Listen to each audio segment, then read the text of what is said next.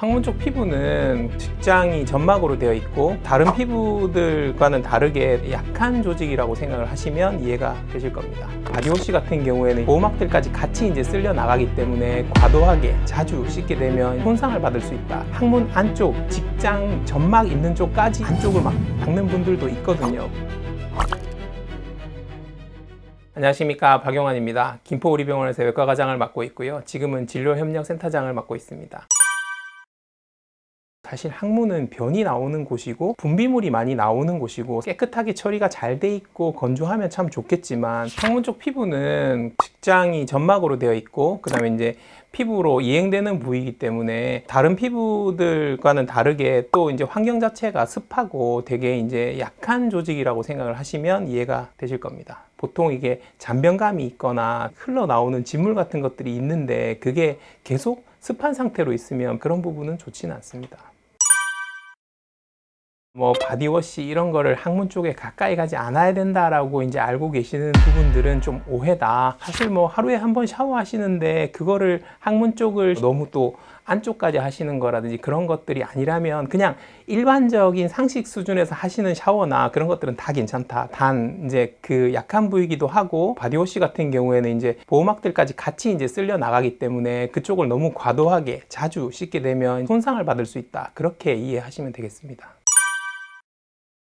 일반적으로 비누를 사용하시는 것 자체가 문제를 일으키진 않고요. 말 그대로 이제 그 부위를 너무 안쪽까지 너무 자주 외부적으로 물리적인 자극을 받는다거나 그러면 그 이제 피부들이 손상을 받으니까 미세하게 찢어진다든지 그러면서 이제 진물이 난다든지 출혈이 있을 수도 있고 보호막 자체가 이제 탈락이 되면서 피부 손상이 오는 거죠. 비누를 사용할 때 그냥 가볍게 이제 비누칠을 하시고 그쪽을 이제 가볍게 물로 씻어주는 정도는 사실 크게 문제가 되진 않고요. 과하게 닦는다든지 아니면 항문 안쪽 직장 점막 있는 쪽까지 이렇게 그 안쪽을 닦는 분들도 있거든요. 그런 분들은 문제가 되겠죠. 이미 항문 쪽에 손상을 받아서 가렵거나 아니면 진물이 흘러나오는 상처가 있다거나 그런 때는 그런 것들은 좀 조심하셔야겠죠. 그러지 않는다면 일상적인 생활을 하시면서 청결하게 해주시고 그 다음에 이제 항문 쪽을 좀 건조하게 해주시고 이런 것만으로도 충분히 좋다고 생각합니다.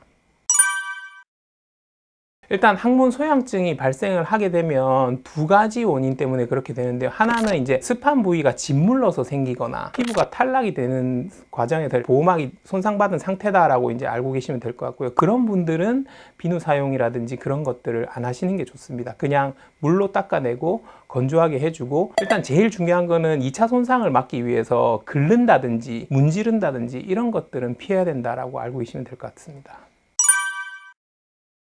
비데 사용은 사실 개인 차이가 있으니까 수압을 좀 세게 해서 시원하게 하는 걸 좋아하시는 분들이 있는데 그거는 좀 좋지 않다. 그리고 비데를 너무 안쪽까지 점막 있는 데까지도 가까이 이렇게 세게 쏘는 것들은 좋지 않다. 대신 그냥 수압을 적정한 수압으로 비데를 사용하는 건 오히려 괜찮다고 생각합니다. 왜냐하면 깨끗하게 할 때 닦아주는 것보다는 이제 물로 씻는 게 좋다고 하는데 그게 수압이 높지 않은 물이면 오히려 비데 사용은 괜찮다라고 생각을 하고 있고요. 물티슈는 물티슈 중에서도 이렇게 화학약품이 같이 이제 포함이 되어 있는 것들은 좋지 않고요. 첨가물이 그렇게 많지 않은 거의 없으면 더 좋고 그런 것들은 오히려 괜찮다. 대신 저 같은 경우에 차라리 물티슈보다는 휴지에다 그냥 물을 묻혀서 사용하시는 것도 좋겠다라고 생각합니다. 그러면 그냥 물만 사용하는 걸로도 충분하다는 말씀이에요? 네, 그렇게 생각합니다. 물로 씻어주는 것만으로도 사실 충분하고요. 이제 용변 보신 후에 그 씻어주는 거는 수압을 약하게 비데를 쓰시면 좋고, 비데가 없는 환경에서는 저자극이 되어 있는 물티슈 같은 걸 사용하시는 게 좋겠다. 물로